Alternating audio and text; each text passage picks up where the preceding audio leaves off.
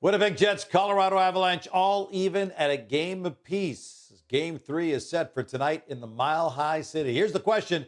Will the real Jets finally show up in Denver tonight? To talk about that, let's bring in John Liu. John, I'm a little perplexed. The Winnipeg Jets had the second best defensive team in the entire NHL during the regular season. Now in the playoffs, they're dead last in terms of goals against per game. How do you explain what's going on right now? Is it Connor Hellebuck who's not on his game, or is it team defense that's missing the mark right now? It's a bit of A and a bit of B, though, Gino. There are Connor Hellebuck critics in this market who would say that, put in Laurent Brossoit. But you know what? It's like, well, okay, Laurent Brossoit had a really good season as Hellebuck's backup. But the fact of the matter is that you go to the dance with the one you brought. And Connor Hellebuck probably be the Vezina Trophy winner this season for a second time in his career. And the fact is that he hasn't been up to his usual standards. He knows that. And he knows he's going to have to be better. He's going to bring it at some point in this series, whether it's tonight or game 4. But the fact is that the Colorado Avalanche have really taken the Jets out of their game. When you talk about the Jets having been the second stingiest club in the regular season, well, at 5-on-5, until the last week of the season, they were the stingiest club in the league. And so basically the Colorado forecheck, the pace, their transition when they take advantage of Jets' mistakes, the Jets have to get back to their structure in order to recapture their game, and that's tied very closely with Connor Hellebuck's play. And if you take a look at the Corsi numbers, there isn't a single Jets player who is 50% or better in terms of 5-on-5 possession. And so basically that just tells you the play has been down in the Jets and for the majority of the series so far. It was dramatically so in game 1, to a lesser extent in game 2. But the fact is that because of the time that the Avalanche are spending in the offensive zone and because that the Jets are not able to break out as effectively because of that forecheck, you're seeing Connor Hellebuck left to the Wolves a little bit. Game 2, there was that one goal that he committed the puck handling error that led to Zach Parise's goal. A lot of fans are all over that moment. But the fact of the matter is that look how fast that forechecker was on Hellebuck, and look how slow his puck support was, the Jets' top line, and getting back into the zone to try to disrupt that play. And so it is both A and B, Gino. They got to get both sides together. They got to get Connor Hellebuck playing up to his potential, but the Jets need to recapture their structure, if they can, against a very aggressive Avalanche team. Okay, here's the issue, though, Johnny. Not only is Denver the Mile High City means there's thin air, it also means the Avs get last change. And that could be huge. The Avs had the best home record in the entire NHL this year. Nate McKinnon was chasing Gretzky for most consecutive points in a home game and almost caught him at that point. That's because they can free up McKinnon. The Jets have done a pretty good job, Lowry in particular, of shutting down McKinnon so far. But how dangerous can McKinnon now be that they're on home ice and they get last change? Oh, yeah, very much so, Gino. And I'll just make mention of one small change that the Avalanche made to their lineup, and that is that they have put Valeri Nichushkin, who has 2 goals in the series so far, up on the left wing spot beside McKinnon and Mikko Rantanen. Zach Parise has dropped down to the second line with Casey Middlestat and Arturi Lehkonen. That was in practice yesterday. There's no reason to believe that they will not stick with those changes. And so you got a very big offensive-minded winger in Nichushkin, along with Rantanen and McKinnon. They're going to see a ton of time. And the Jets are going to have to adjust simply because they're not going to get that Lowry matchup all game long like they would. Mark Scheifele, Sean Monahan, they're going to see a lot of that Avalanche top line. Even Vlad Nemesnikov, depending on how line changes go, going from 4 to 1, his line, the fourth line, might see the McKinnon trio as well. And so, yeah, absolutely. The home ice certainly favors the Avalanche to a significant degree in that regard, just because McKinnon and Cale Makar, for that matter, plays so much.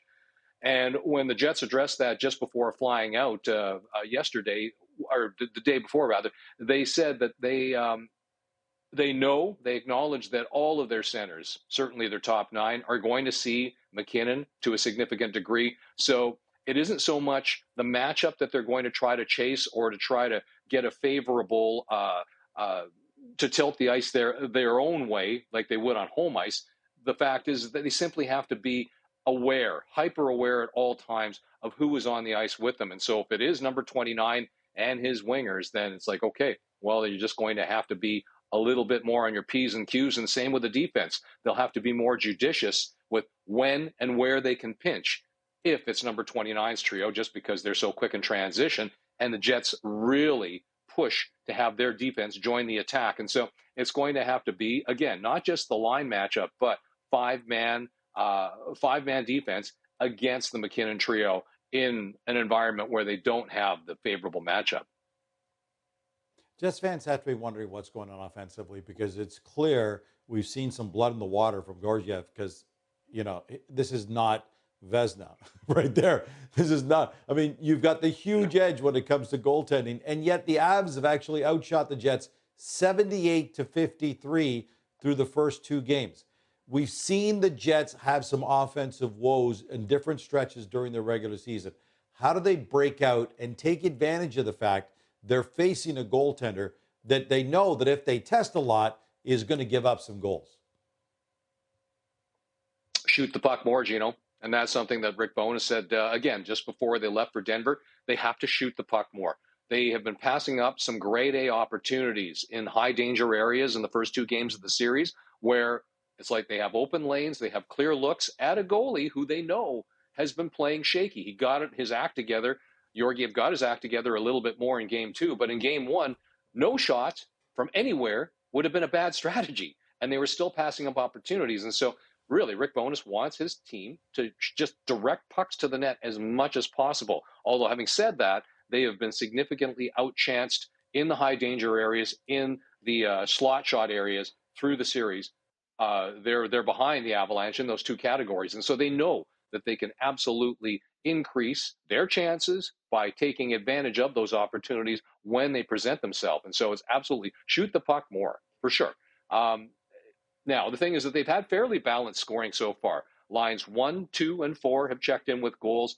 The top pairing, Josh Morrissey, he has a goal. But line 2, Sean Monahan centering Tyler Toffoli and Nikolai Ehlers, they have 16 shots on goal, 0 goals.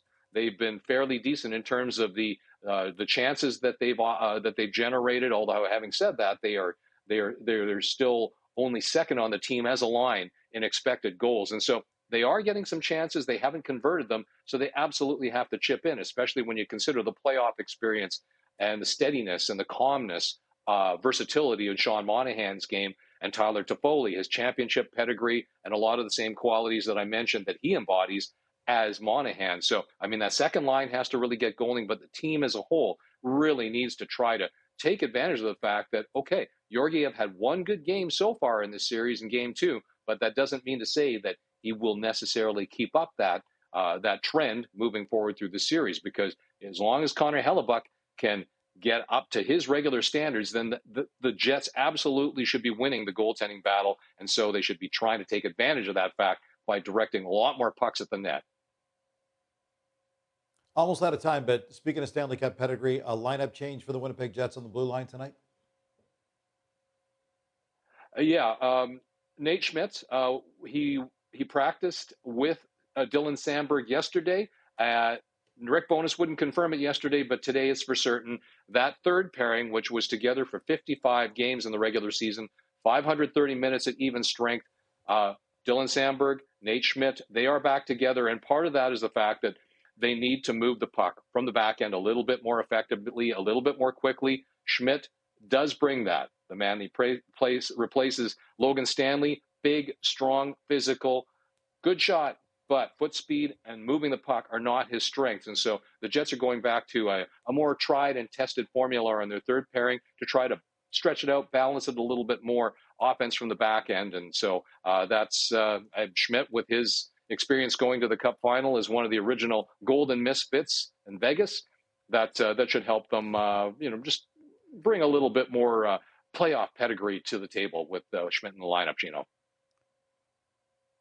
The Jets and Avs all tied at a game apiece. Game 3 tonight in Denver. And John and I will be back to break it all down for you again tomorrow.